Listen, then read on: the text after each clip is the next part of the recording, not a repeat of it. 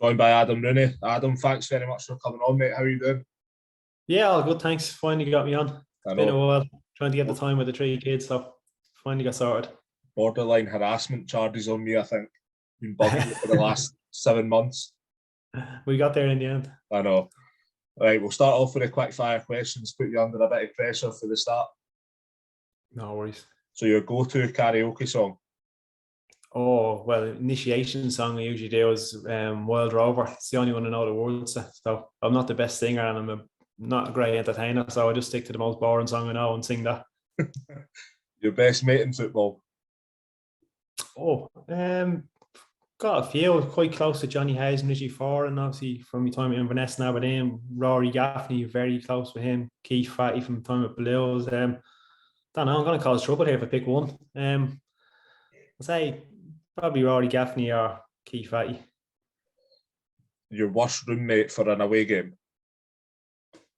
Worst roommate? Oh, Johnny Hayes. Johnny Hayes? He just Why is talks that? nonsense. Yeah. Well, great for getting to sleep. He just talks nonsense. Just never shuts up. Mumbles. Johnny Mumbles, we call him. Can never understand him. The biggest character that you've played with and the first story that comes to your mind about them? Oh, biggest character? Probably Paul Quinn. Quinny when he was at Aberdeen was madman, great crack, like great fella, great lad, but I just always remember him. He's just always nuts around the place. I remember coming in one day and I think he might have been half hungover after, and I think we got beaten by Inverness at home or something. I think he was half hungover the next day and he came in. I think he nicked one of the boys' clothes and wore them home. I think I actually might have been Johnny at Kenny McLean's clothes. He nicked his clothes home. Kenny's left Starkers. The best stadium that you've played in?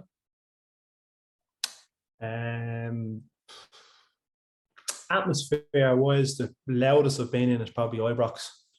That was probably when I was at, probably when Aberdeen was always great atmosphere there. Ibrox, that was in terms of atmosphere and loudness. Celtic Park's unbelievable stadium, but in terms of actual best stadium, probably the Etihad. But in terms of atmosphere that I've actually experienced is probably Ibrox. The best player that you've played against?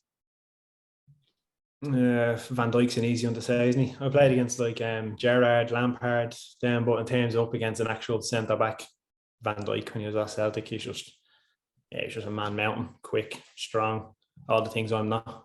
Good on the ball. Yeah, he was top notch. Could you tell that he was going to go to that level at that stage or not? Probably not to go on and be the best centre back in the world, like, but yeah, he was just something else. Like he used to just play on whoever's his partner. I used to play on him, because there's no point in going there. Van Dijk, he's too quick, he's too strong, he's comfortable on the ball. The only thing he didn't think he was great at doing was defending crosses because he just picks his space. I think even now he didn't mind playing the box against him because he wouldn't mark you, he wouldn't get hold of you, just going to let you go. Yeah. To get move off the back of him, because I think he just has it in his head. He's just that big and strong. He just picks his space in the box. Even if you watch him now, he still does it. He just picks up that front space in the 6-yard box and just covers that whole area. He doesn't actually mark players, so he wasn't great that side of it. But like in terms of everything else, he's just never fancied really going up against him, to be honest. The favourite goal that you've scored? Penalties obviously don't count. But it was me penalty against Inverness in the cup final. I know you were going to try and say that. Yeah. But I had an overhead against Oldham for Swindon once. Probably anyone that's watched me has seen a try an overhead every game. So I've had one in my career go in. It was up there. But no, my volley against St Johnstone, I think. Scored a volley against St Johnstone for Aberdeen. Mark Reynolds hooked the ball up the pitch. I think Goody flicked it on and I managed to hit one. I don't really score from outside the box. So when I do, I remember it.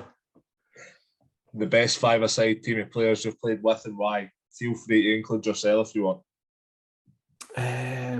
I wouldn't make a five-a-side team. Anyone that's trained with me knows that. Keeper, possibly that Ben Foster. Is that Blues at Birmingham? Ben Foster was very, very good. He was another man mountain. He's huge. People don't realise how big he is and how wide he is. Trying to put ball past him, he'd have to be in goal. I think at the back, he would put the back. Possibly Michael Dewberry. Really, Michael Dewberry was a young lad coming through Stoke. He was obviously experienced, ex-Chelsea, very experienced player. Obviously, he went up to Scotland for a while, but he was a great lad coming through, and you need a defender who's fairly solid for Stoke back in the day. He was an animal. Into Scotland. Yeah, when he was up in Scotland, he'd probably getting on a bit, but like back in his day, he was some player. Midfield, I'd probably have Lee Hendry. He was at Stoke when he was on loan in Villa at the time. He's probably the best five-a-side player I've ever actually seen in training. He was an absolute disgrace. He was so good. No, we get near him. Really? Whoever was on his team won. Have him in the middle with James Maddison. I think everyone knows who that is. Maddison's the best player I've ever actually played with in terms of ability and technique and everything he has that goes with it. He'd be in it. And then I'm trying to think who the forward would be. Definitely wouldn't be me. I'd probably play, who would I put up front? Ricardo Fuller. That's a good show. Ricardo Fuller was a beast. He was so quick. His feet were a joke. He used to just chop people in training. He'd have keepers sitting down and chipping the ball over there. He was so good, so strong, so quick. Yeah, he was brilliant. Yeah, he was so good and a brilliant guy, great guy as well. So that'd be. I wouldn't make the team. I thought you'd be good in fives. I wouldn't even make the bench. Well, if you just let me stand in the box, I'd be all right. But you have to do a bit of running around the five-a-side. Well, let's get into it, mate. Let's start off your early football memories. Earliest? Yeah. Just playing back in Dublin. My brother, really, my older brother, he's 4.5, 5 years older than me, and just always remember when I was even 7, 8 years old, I was always playing with him and his mates in the street. It's probably helped me going up to play against all the lads and stuff. But yeah, no, I used to always just play football. Then was decent when I was a young kid. I used to be actually very quick, believe it or not. But now I used to just play out there growing up as a kid and just playing on the street every day, out in the park all the time, playing football. And obviously ended up getting picked up by Stoke. See, over in Dublin and Ireland in general, is the mentality of young players always to try and get into England? Yeah, everyone that plays football over in Ireland as a young lad, you want to go to England. It's actually got more difficult now since Brexit because lads have to be 18 before they can come over, whereas when I'd grown up, lads 15, 16 clubs were signing them. I was actually late coming over. I was 17, I turned 17, finished my education, and I probably thought I'd missed the boat in terms of getting across to England because most of the lads who were good at my age group had gone away to clubs. They'd gone to Leeds, the Arsenals, the likes of them. They'd all gone away. There was probably 15, 20 lads who'd got moves across the UK and I hadn't, so I probably thought I was going to miss it. But then luckily enough, I managed to get across and get a couple of trials and do well. What was Tony Pulis like back then? Tony only came in. So my first year there was a guy called Johan Boskamp, Dutch guy, and he was brilliant. He loved young lads, loved attitude and good, and showed any kind of desire, hard work around the place and good attitude. He'd give you a chance. So in my first year there, I broke in and done very well. Got a hat-trick last day of the season when it's literally just turned 18. Scored a hat-trick in the championship. And that was last day of the year. And Boskamp said, listen, go home, have a good summer. Next year, you're going to play loads of football for me. So I was buzzing, obviously went away. And then 2 weeks later, I think Peter Coates bought the club, sacked the manager and brought in Tony Pulis, who is notorious for not exactly wanting young lads. He wanted experienced lad, physical, big lads. And to be fair, he done an unbelievable job for the club, what he done with the club. But yeah, he wants hard work. He wants lads that are fit and run all day, big physical boys who can get out the pitch. And me at 18 definitely wasn't that. So it was a bit of a setback in terms of my development at that age. But no, listen, you can't knock Tony for what he done for that football club. It's unbelievable to get that Stoke into the Premier League and do so well for so many years was a brilliant achievement. But in terms of a young lad there, it didn't suit that because I'd obviously come back expecting to get loads of game time, and I went from starting games at the end of the championship my first year to maybe scraping the bench and getting on for 5 or 10 minutes here at the end of games just because, and to be honest, most of the time I got on is because the crowd used to chant my name.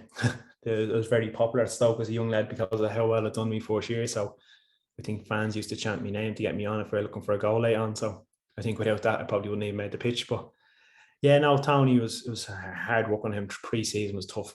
It was like proper old school running. It was a very difficult, more of a mental thing than it was. It was just to really test lads and see how they were. So it's good for me as a young lad to have that side of it because going forward, then I'd other managers who liked a bit of running. And I don't think anyone ever topped them Tony Pulis' session. So it's good. It's good for going forward in the career.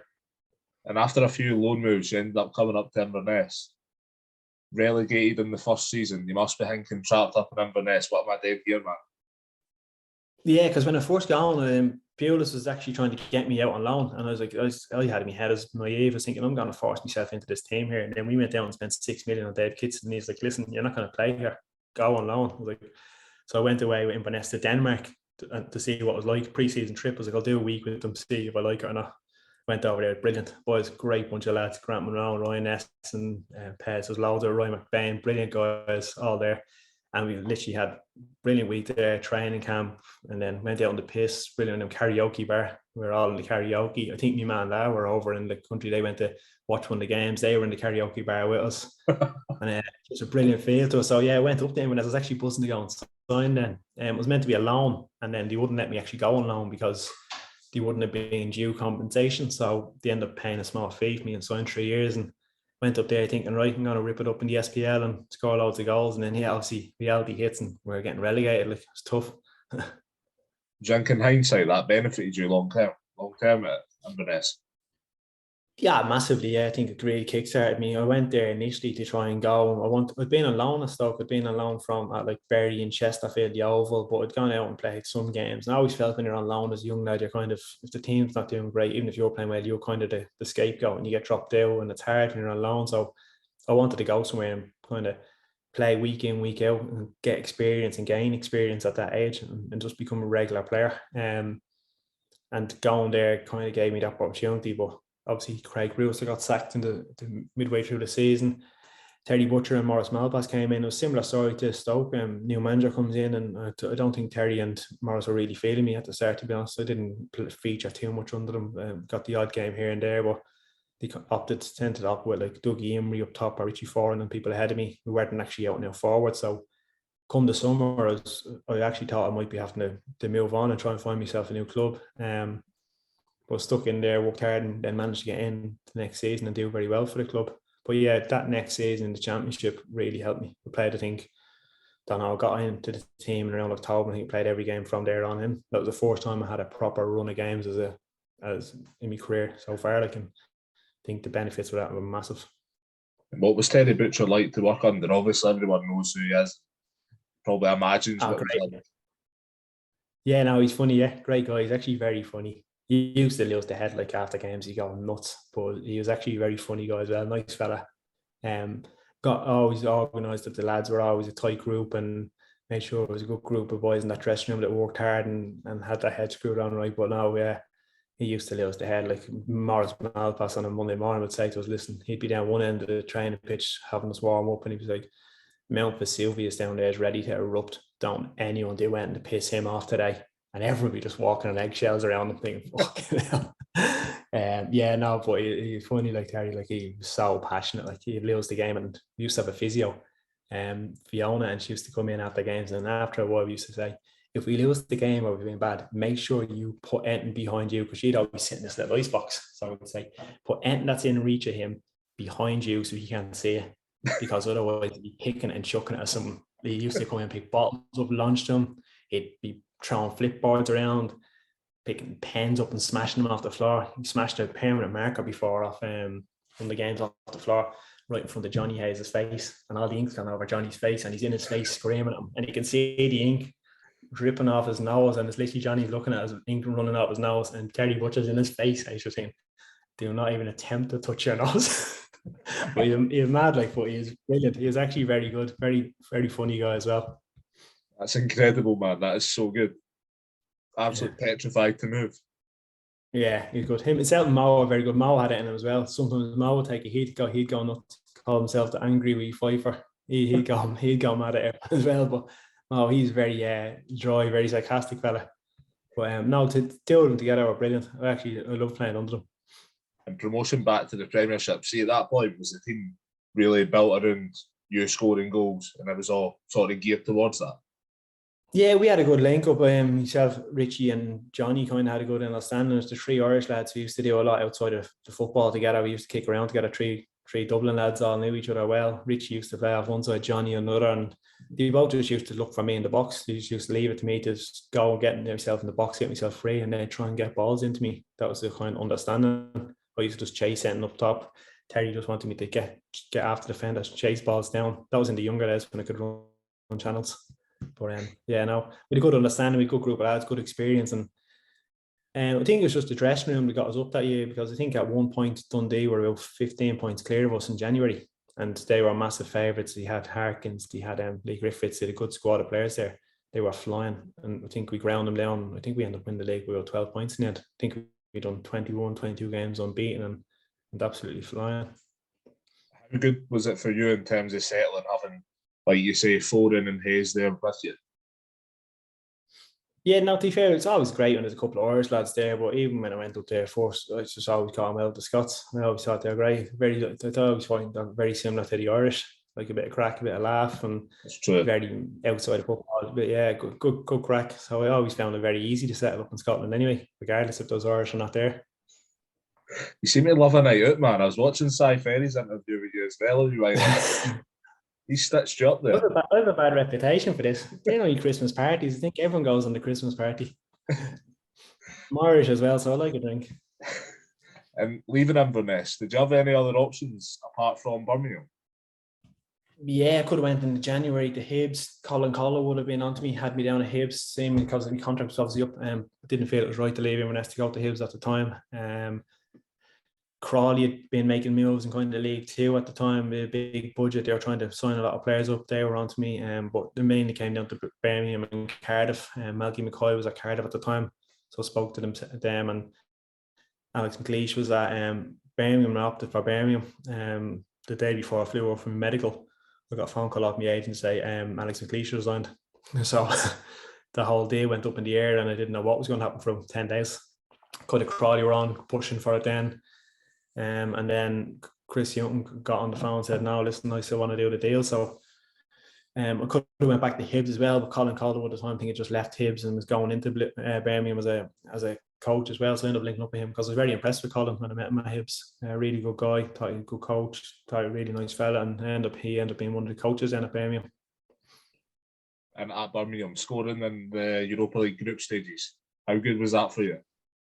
Yeah, brilliant experience. So yeah, I really enjoyed that first year. I didn't play as much. I didn't play week in, week out, but I got a lot more games than I expected. I went in, they just come down from the Premier League. So I expected like to try and buy me time over a year or so and push me way in. The Zigic there on massive money who'd come down from the Premier League. Marlon King came in as a forward who was really experienced goal scorer. We got Chris Wood in on loan at the time, loan from I think it was West Brom. He's only a young lad, but he's a very good player. So I knew I was competing against good players, but I played a lot more than expected. I think it was about 27 games maybe. I think we did about 27, 30 games. I think we had 60 that year because of the Europa League games. We had FA Cup run, we had a League Cup run, we had so many games in Championship and got to the playoffs. So it was a brilliant season. And yeah, obviously experience of actually playing in the Europa League group side is amazing. Playing against the likes of Braga, who were here unbelievable, Bruges, Maribor, and then getting a goal in the actual group stage is a big confidence boost, Rory. Would that have been the year after they'd won the League Cup? Yeah, so they literally won the League Cup and relegated that summer. So they did a bit of a clear out. So they're bringing players in, but they still had a lot of players there on obviously Premier League money, and they're still a massive club and attracting good players. So it was a good squad of players we had there. We're unfortunate really not to get back up. Well, to speak to you about your loan move to Swindon, what's the first Canio story that comes up to you? I was a million. Cy Ferry rings me every second week to ask me to remind him of stories. Every day experience with that man. To see the first 2 or 3 weeks there, I just thought he was so funny. I thought this was so funny, like the way he goes on, how he is about the place. And then after 2 or 3 weeks, it starts to wear on. You think, this he can't be serious. How he goes on about this. Like he's and it could be a warm-up and lads be dribbling around the ball and usually be doing like a Cruyff turn or something. He stopped the whole session shouting, no, like, no, that's not proper. You have to do it this speed. And he's doing it at 100 miles an hour in front of you and doing and demonstrating, stopping people for passing the ball 5 yards. No, that's not how you pass the ball. Like this, and he's showing how people pass the ball the inside of their foot. Like, and it literally looks like Dave just done it. You know, like looking at him, he'd stop the cross and finish sessions to coach the goalkeeper. The goalkeeping coach would be behind the goal and he'd go, no, like, fuck off. And then he'd get in goal and show the keeper how to save the ball. And then like a minute later, something happened, the keeper would save it and say, see, listen to me, God.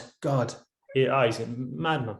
You know, the tellies he smashed on the wall after, like we do analysis on a Sunday morning. So we never got a day off basically. You'd train Saturday, you play Saturday, if you won like 4-0 and you played really well, he'd say, okay, you've done your job, see you on Monday. If you drew or you didn't play well, you're in Sunday morning watching videos and then you're out running. But like the videos were like 2.5 hours. Everyone had their own individual clips. So you have a laptop. You had Fabio, who was his assistant, would like open a laptop and you just see your name, and then once you click your name, list the clips from the game would come up, and you'd just be praying there's like 2 or 3 of them every week. Andy Williams up front, nicest lad in the world, run all day for you, never say it in bad, grass his arse off. Every time he'd be last click, you just see list and anything, and you'd go through him about how bad a player he was and what he needs to do better, and you think, but he played every minute, like, so you must have liked him, but he used to hammer him. But you'd just be praying that you'd only like 2 or 3 clips, because you'd be in there for 2.5 hours, him just talking about how bad you are and how you need to do things better. Nuts, like. Have you ever seen anything like that again? No. Terry Butcher obviously used to have the head loss in him after games and could go nuts. The Canio had that in him all right, but like not to the extent now. To be fair, you can't complain about what he did. We use in terms of that year before he left, I think we were top. When he left. We ended up finishing the playoffs and then lost out. But like, I think if he stayed, we go up, because he's tactically so switched on. And lads they knew they had to run the bollocks off him. You couldn't not run around that pitch as quick as you could, because he'd just take you off. He brought me on against Bournemouth. I think it was the year Bournemouth went up, and he wasn't great at the start of the season. He brought me on like 80th minute. I came on and it was at a throw in, and they took the throw in and I ran the closure man down. They've kicked it long. I've turned around, the kind of gone nuts on the sideline. Sends the other forward out, and hear him say, no, he's not ready. Didn't sprint. Sends the other forward out to get warm. I was thinking, I'm getting taken off here because I didn't sprint as quick as he thinks I can. And then about a minute later, I scored from a free kick, so I got left on, but literally going to take me off because I didn't sprint for the very first ball. My first game actually was the Wes Foderingham getting dragged off after 18 minutes. That's the best story ever, man. He called us in the night before, so I think there was 5 of us. It was me, like Darren Ward, Giles Coke, someone else. I think there was 5 of us signed, basically deadline day. And he calls us in Friday night away. He's kept us back after dinner. Says a little bit of clips of how the team plays. He wanted to see. And he says, listen, when you're warm up full speed. I'll send the physio fitness coach out with you. You warm up full speed. No, not with me. None of this half jog, half track. No, full speed. He said, and warm up from first minute because I'll make subs first half. He said my record's 22 minutes, I think, and starts laughing. We're thinking, yeah, okay. Literally dragged this wedge Foderingham off after like 18 minutes, puts in like a 17-year-old keeper who'd never been on the pitch. Mad, like, literally nuts. He destroyed the dressing room after that game as well. Really was in his head with Wes, like, flipped the tables, flipped the physio boards, kicking walls, the lot. Like, he had it in him to lose the head, like. What were the players thinking at that point when he'd done that to Foderingham? You see what managers are like that, taking him off. He just said, what do you do? It's nuts. Like, you think, what are you doing taking your goalkeeper off 70 minutes? Like, he was kind of at fault for the first goal, but it wasn't really all his fault. And he just had it in his head that Wes Foderingham lost his head because they got what happened for the first goal. And he's like, no, he's not paying attention. His head's gone. So he dragged him off. Like, I'm thinking, crazy stuff. Well, that's the thing. I think a lot of lads have think as well, though. He's done things at times. He thinks to draw attention to himself, that type of thing. So, like, oh, look, you've taken the keeper off after 18 minutes. He knows it'll be a talking point. If it works, then brilliant. So, you can't complain about the manager he is in terms of tactically and fitness-wise and that. But I just think he expects, for that level he was at, League One, he expected lads to literally live like you'd imagine Ronaldo lives, to the like utmost professional and everything. No drinking, you don't drink Coke, you don't eat sweets, and I think he expected lads to, that's how dedicated you should be. But it's lads playing in League One. Like, I was going to say that. I was going to actually ask you that. It seems like he was probably managing below a level that he was expecting players to be, if that makes sense. Yeah, he used to say on the bench, he'd be like, oh, if we were playing badly here, we go, oh, no. Get me to Barcelona, Real Madrid, please come save me. Lads be saying, what are you?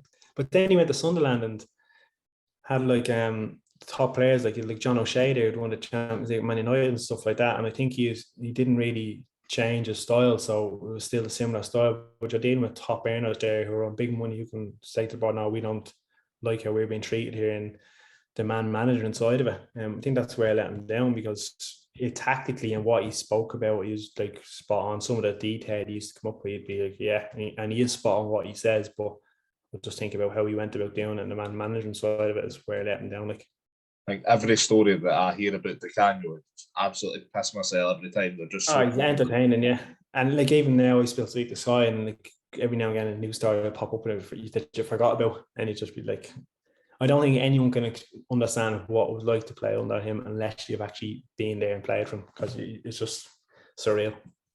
Rafa De Vita's been on this as well, and he had some incredible stories about him as well. Yeah, Rafa's a great guy, because everyone used to say to Rafa, what's he saying? Because he'd be speaking in Italian on the bench and he'd be hammering boys and be like, Rafa, what's he saying about him?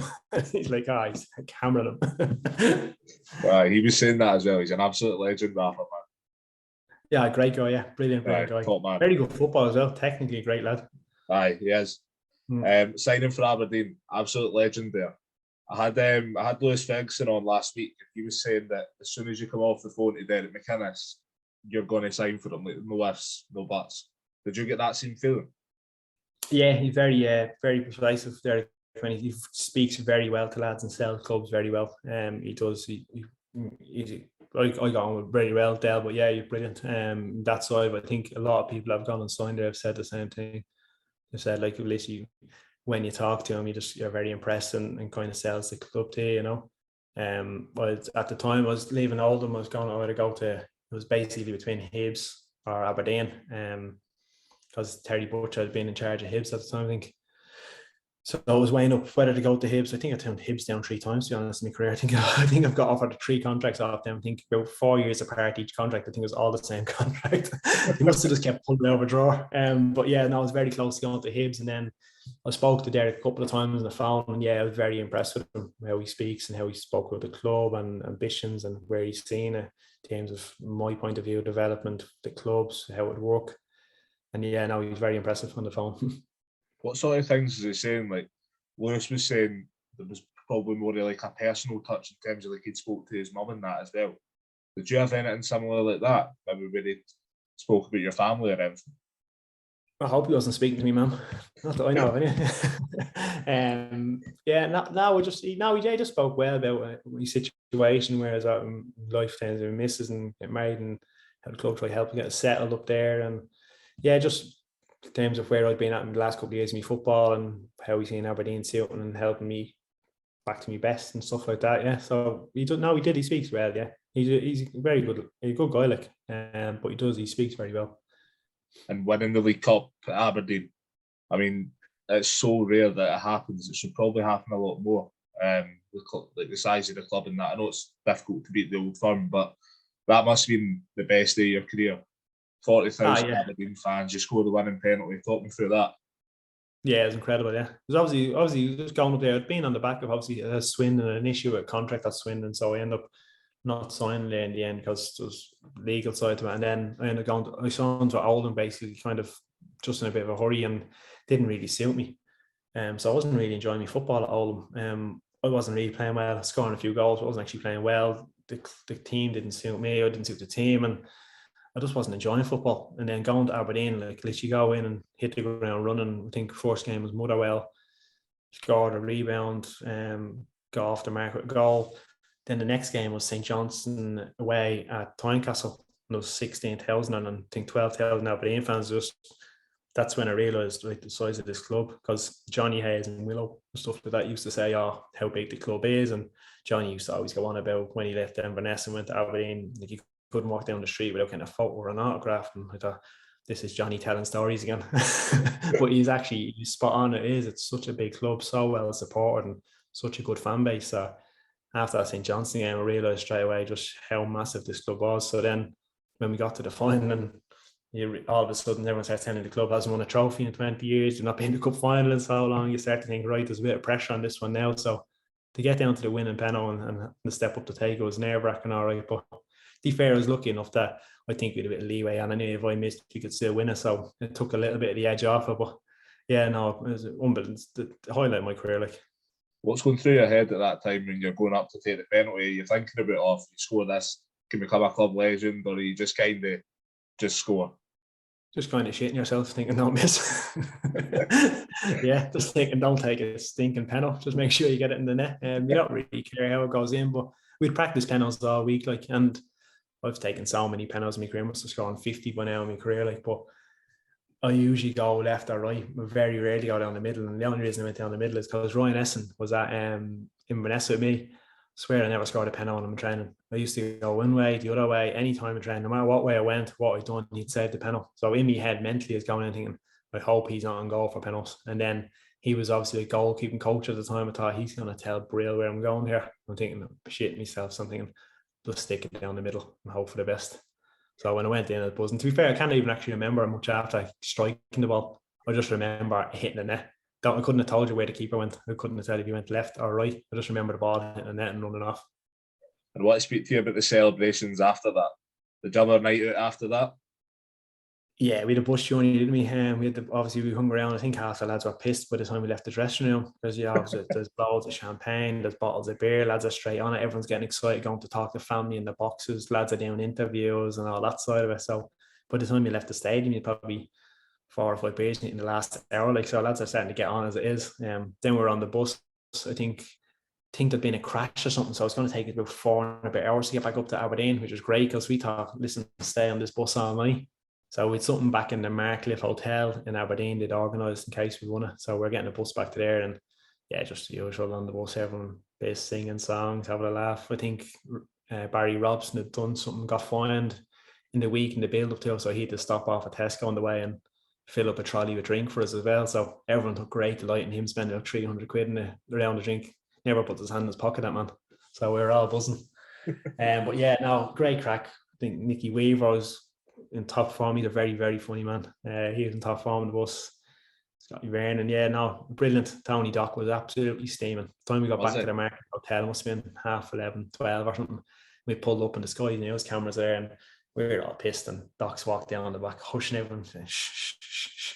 Like, lads, I know we're all pissed and having a laugh. But he's like, listen, Sky cameras are here. Try and look a bit respectful, yeah. And as he says it, the bus stops and he falls over. Or yeah, no, it was a great night. I think we all end up actually out in Aberdeen that night as well. Till all hours of the morning. I had family over, so my brother-in-law was basically being bodyguards to me around the town, trying to get people off and jumping on you to sing and jump on your shoulders now. I think two of the lads, I think there was a video going around of Nicky Lowe and Joe Shaughnessy at one stage in the back of a police van. I think they got the back of the police van open, and the police had opened and they're up dancing and singing, and like the whole town was packed, rammed. Then we'd obviously the bus tour through the city as well to celebrate. That was incredible. Must have been out 100,000 people. Really? Yeah, it was crazy. Yeah, that's amazing. Do you think the team realised at the time just how big an achievement that actually was? Yeah, and so I think once we got to Celtic Park in the first place, and you're seeing literally just red everywhere. I think there's 45 or 40 odd thousand Aberdeen fans there, but all you could see, I think Inverness had 7 or 8 maybe, but like you could just see red everywhere. And I think on the bus journey, and I think it was a good idea. Dale took us down to St Andrews in the week building up to it to get us away from the city, because he said all you'd be speaking about to everyone. He says every time you go to Tesco, every time you go to petrol station, anytime you go to the pub or go for food, they're going to be talking to you about this cup final. So we'll get away from here for a week. And I think it actually helped because as you're saying, the final wasn't a great game, was it? We never watched it. We lost Johnny Hayes early on. We're missing Peter Paul, and it was a very nervy game. But I think the best thing was getting us away from there, because literally the build up to the game, I think it would have got the better of some of the lads. I want to speak to you as well about the partnership that you, McGinn and Hayes. I mean, that's probably modern day sort of Premiership. That's iconic. What was it about that just clicked so well? Mad, yeah. Everyone always asks this, but like, I don't know what it was. It's just we got on really well. We were good friends off the pitch, but I was obviously great mates with Johnny from my time at Inverness, and we had always had a good understanding there. I'd never played with Niall, but I knew Johnny was close to him. So I went up originally. We used to go for Nando's and stuff. We hang around together, but we just all got on. We just had a good understanding of the pitch. I think they knew what I was good at. I was just good at being in the box, getting free and finding space, and they both happened to just play a game that suited me. I always said, people say, oh, how do you and Johnny have a great understanding? And I was like, I have a great understanding with Johnny because when he gets the ball, I run away from him and run in the box and leave him to beat 3 players. And I know he'll do it. So he does it and gets me, just fires the ball in the box to me. Whereas Niall on the other side will just be jinking past people and whipping balls right into your head. So it suited me down to the ground. I was obviously confident at the time, and you've got lads like that delivering the ball into every game. It's harder not to score. Yeah, but there wasn't anything special we worked on. We just have a great understanding. It's just, I think you come to certain clubs and you have a good understanding with certain players. It suits each other's game. And when I first came in, I wasn't sure about signing for Aberdeen because I thought I'd watched him a couple of times when I knew they were interested, and I'd seen Scotty Vernon playing up front. I thought he's brilliant. I thought he's been excellent for them. I thought I'm not going to get into this team. But when it came, Tony Dock said to me, "Listen, we've got players who can hold it up. We've got players who want to come short and link the plays. Like no one wants to just get in that box. So we think you would want to do that. But yeah, that suits me down to the ground." So we had a great understanding, but it was mainly just the fact that John, you'd go by 2 or 3 players and whip the ball where I wanted it. And then the other side, you'd Niall doing the exact same thing. So it was perfect. You were part of the Aberdeen team. It's probably the closest that any teams come to sort of winning the league over the Old Firm. How close did you run them then? I mean, it must have been devastating to kind of fall at it. It was. We fell away near the very end. I mean, once it came to the split, but I think up to around January, February time, we were going strong. We were looking good.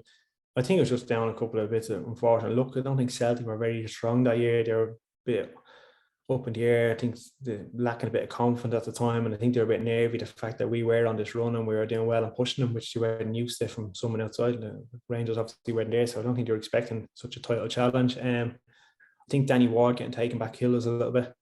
Wardy had been brilliant for us that year. He'd been such a good keeper. I think the whole back line is just full of confidence with him behind them. Keeping a lot of clean sheets and looking very solid. And then I picked up an injury. I think at 20 goals by February. I was flying, I was confident, I was doing well. And then I done my quad in a training session just before we played St. Johnstone, I think, and thought it might be a week or so, and it ended up being, it was going to be 6, 7, 8 weeks. Then I came back from that and redone a first game back. And I was out for the rest of the season. Basically, I was pushing to try and get in the Irish squad at the time, so I came back probably a week too early and ended up redoing it because I hoped of trying to get an international cap. But I think if we had kept Wardy that year and I had stayed injury free, it would have went a bit closer than it ended up being. But problem with Celtic was Celtic always had players that could, in a tight game, could put one in from 25, 30 yards. I think it was that year. I remember watching the game. I think Beaton against Kilmarnock maybe put one in from about 35 or 40 yards in the 92nd or 3rd minute. I remember being in the home dressing room. I think they had an early kickoff. It's when we're going close. I think he scored from last game about 30 yards. I think, and everyone was like, oh, just deflated everyone. And we may have went out and drawn that game, and then we started to fall away. And once they've got momentum again and full steam, it's hard to actually capture them. Do you think that will ever happen in our lifetime? Somebody beat the Old Firm? You never know, because football changes very quickly. I think it's very, very, very difficult to get near them just because of resources. And that when you look at them in the Champions League, they go out and they get pumped 5-6-0 by the top clubs, and people say, "Oh, look at the golf," and you think, yeah, but their budget's 10 times that. It's similar when you come to Scotland. Celtic Rangers budget is 10 times everyone else's, so it's very hard. Like we had Ryan Christie on loan one season, and he was probably our best player. And then we played Celtic and couldn't play him because he was playing against his own club. And then you've all of a sudden your best player can't even get into their squad. So like that's the difference. It says, "Oh, look at Leicester, how Leicester done it." But there's a reason they're 5,000 to 1 to do it, because it very, very rarely happens. Of course, it can happen. It's football, anything can, but it's just a different in terms of squad depth they have. They've probably Rangers and Celtic probably have 18, 19 players who can all start. Whereas Aberdeen might have, at that time, we probably had 13 who might start. You pick up a couple of injuries, all of a sudden you've got your team, and then you've got squad players. So it's very difficult. Especially, I think we could have done better in a couple of the cups in the following years. But then again, we were up against Brendan Rodgers' Celtic side, who the Invincibles, whatever you want to call them, they were unbelievable. They were a different level. They all knew their jobs. They all had a way of playing. We tried all sorts against them. We tried sitting deep, soaking up. Then some Rogic scoring 25 yards, that killed your game plan. You try and press them high up the pitch, and that they'd pick you off in pockets and they'd go in behind you, and Griffiths would score or Dembele would score. You tried to man mark them. We man marked them one game. the left winger. I think Scott Sinclair ended up over on the right wing, or right back's going over with him, and they're teeny bombing down the line. So it's like they had answers to all the questions you could ask them. And did that many players that could score a goal from 25, 30 yards, and loads of them that could hit a ball, which is a massive attribute, because it means if you are sitting in, making it difficult for them, they still have lads who can score from 25, 30 yards. Whereas if some teams can't have anyone that can strike a ball from distance, really, you can sit in, you can make it difficult, you can soak it up and defend the crosses. But the amount of times I think Rogic scored against us in the last year is incredible. See, just on what you're saying about the international caps, I'm honestly baffled as to the fact you've never had one, because the amount of goals that you've scored. I mean, I think nowadays you'd probably be a stick on for one with the amount of goals you scored. Yeah, possibly could have got in, but to be fair, at the time was kind of kicking around the squad. I think they had like Robbie Keane, Kevin Doyle, Shane Long, who was playing week in, week out in the Premier League. So they do that lads there as well, you know. So I'm realistic as well. I realise I was playing the Scottish League when I was up against lads who are playing the Premier League in England, and it's a different level in terms of the standard you're at. So it's realistic. But I think that year when I got injured would have been a chance, because literally every forward in the whole of Ireland was injured at the time. And then there was 2 friendlies coming up, and I think Johnny might have made his debut in the games, and I done my quad, and I tried to get back for the next set, and I thought I need to play before the squad's announced so I can get picked for it. And then came on against Motherwell, scored, feeling great, was pushed off, my quad went again. I was like, oh, that's me done. Like, I think that them 2 games I would have got capped, because there was no one else really that could have at the time was pushing for a spot. So that was probably my opportunity to get capped, but wasn't to be. It was great to be involved in the squads, but I'm also realistic that I don't think I was ever at the level I was going to be leading the line for Ireland every week. I think it's probably a case of Ireland were just a lot stronger, like you say, about those strikers they had. Maybe they are now. Yeah, at that time, yeah, I'd think the Irish squad a few 5-6 years ago was probably a lot stronger than it is at the minute. Yeah, you see the forwards who are there now, good players, but there's probably more of a chance of pushing and trying to ask questions and getting in there now than 5-6 years ago, when you had the likes of Robbie Keane and Kevin Doyle, Shane Long, even Dave McGoldrick, people like that who were all playing at a very high level and playing to good form. John Walters. So you'd players who are well established internationals who we actually had a very strong forward line. What would you say was the best team that you played with at Aberdeen? What year? I don't know. It was very good. They've done a very good job at turning players over. And because when we lose some players, you'd always find someone like, remember, I'm not sure Madison was in, and he went and we thought he was very good. He got Christian alone again, and then he went, you're thinking, and he brought young Lewis Ferguson in. Then you think, oh, he looks a player like, and Kenny McLean, you'd loads. Probably that first year was very strong. You had Russell Anderson, Mark Reynolds at the back. Shea had obviously come in, Andy Constantine left back. Johnny used to play left back sometimes. You'd Willow, Barry Robson, Ryan Jack in the middle of it. I don't think Jack was even starting week in, week out then. He was excellent as a young lad, but I think Willow and Rob would play ahead of him sometimes. Then you had Niall. Peter Paul that season was unbelievable. He was in great form that number of years. Johnny, probably that fourth year possibly was the strongest. But then you look at the players that have come in after and gone on to do great things, which is Kenny McLean. Jacko established himself and became regular skipper of Rangers then.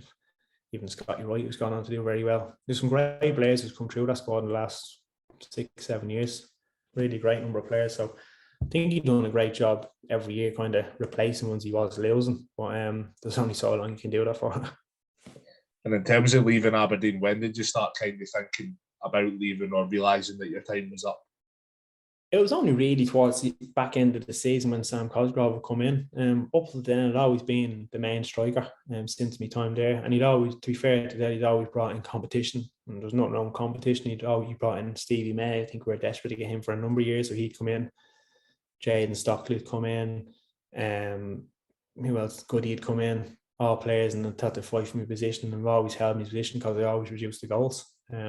Regardless, Nicky Maynard would come in. So I think the longer you're at a club, I think people start to look at you and see what you don't do for the side rather than what you actually do contribute. All my time at Aberdeen, I was always a goal scorer. That was always my job, goal scorer. I think as it developed and went along, I think we lost. I think the big turning point was really when we lost Johnny Hayes to Celtic and Niall went to, was South Crete went to?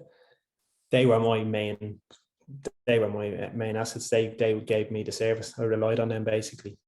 And I think as they left and we brought in other players like Gary McCoy Stephen, who was a different type of player, I think they wanted to probably needing more of a forward that was more of a link man, or one that come in and drop in and link the play up. And that wasn't, listen, I do it now, I'm more experienced, and I've had to do it for the last number of years, so I'm better at it now. But at me the time then, that wasn't my strength. My strength was being in around the box, getting in there, getting free and scoring goals. So I think when we were trying to change our system, it didn't really suit me as much. And then when you brought Sam Cosgrove in, I've obviously started finding myself on the bench a lot more. I think I'd only started 2 games from February until the end of the season that year, and I thought I'd gotten starting 95% of the games, to all of a sudden I'm looking to get on for 10-15 minutes of games, and I thought I deserved more than that, because I was still scoring goals and when I was getting opportunity. So just towards the back end, I was getting I must have been coming up to 30 at the time. I just thought 30 in football is a number of people just start to think, right, after you hit 30, you're only going to get offered 1-year contracts here and there. You to struggle to get in more than that, because people use your age, regardless of how fit you are.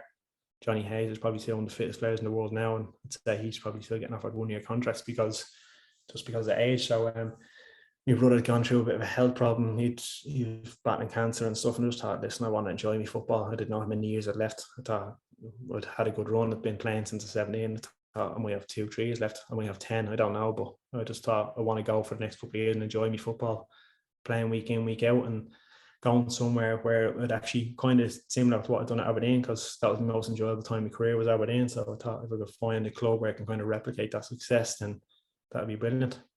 Didn't want to leave Aberdeen. Obviously, very close with all the lads there. Still speak to a lot of them. Still speak to a lot of people at the club.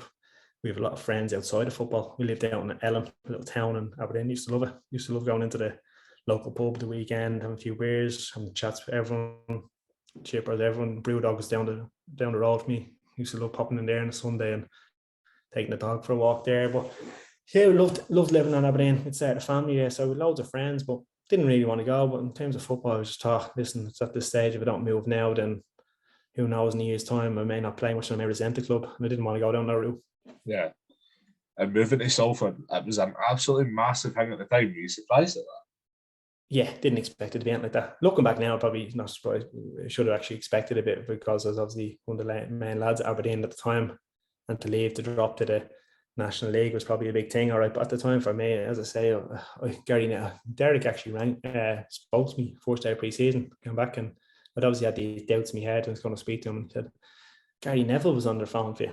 I hadn't a clue what he was on about. I didn't even know. I forgot. I hadn't even watched Class of 92 at the time. I think I'd seen one episode once by chance. But yeah, no, he's at Salford, and he's like, oh, he's asking about you. I was like, all right. He says, yeah, no, I told him this. Yeah, one of our main lads now, you're not available. I was like, oh, grand, thought nothing of it. And then he came back in about a week, 10 days later. And ever since he said it, I was starting to think in my head. Then my agent got on and said, listen, would you speak to him? Gary Neville wants to speak to you, desperate to speak to you. And Aberdeen were kind of open to letting me speak to them. So once that happens, you're kind of aware that, right, there's probably an opportunity here.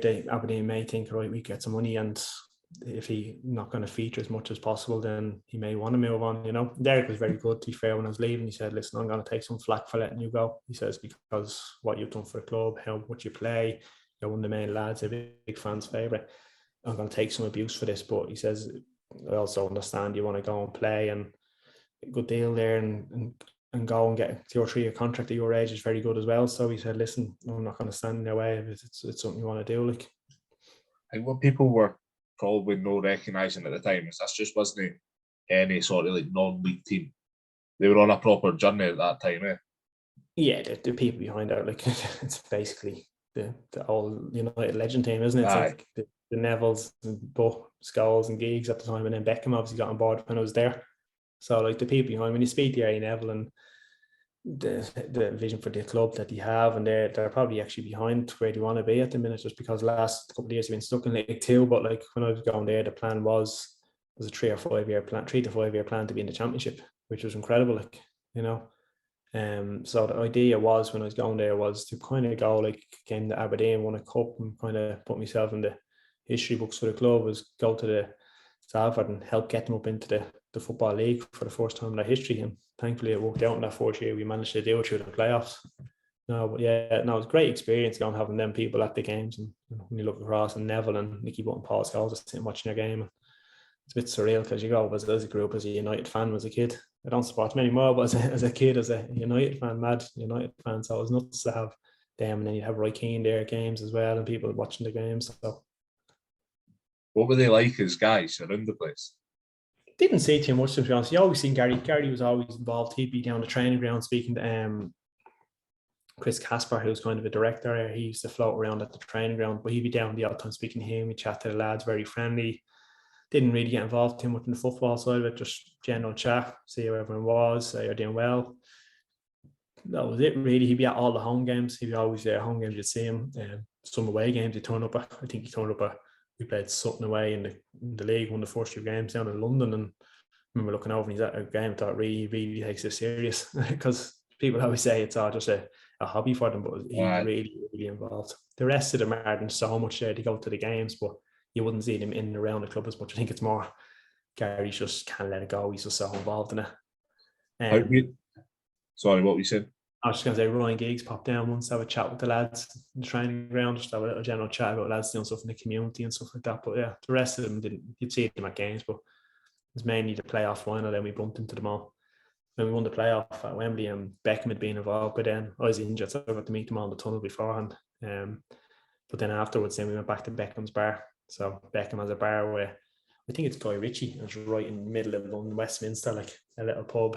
So we all went back there, and then live music on. We're all back in the bar, all celebrating, having chats with Beckham and Giggs and Scholes. That was a bit surreal, like. That's unreal, man. Everyone desperate for a photo with Beckham. What was he like? That just sounds amazing. Yeah, he's class. Beckham's just a hero, isn't he? Legend. What Yes. a lovely, lovely fella. And his kids were actually there as well in the pub. They were leaving because he was having a few beers. And I remember later on in the evening, like one of the kids came out. I was like, "Oh, the driver's here to take the kids away." He's like, "So we're going to go." And it's like, "Oh, Harper wants to stay with you." And he's like, "Oh, would you not? You want to go with your brothers?" And she's like, "No, I want to stay with you, Dad." And he's like, I could tell he was devastated. He wanted to crack on the beers. So you have to look after the little guys.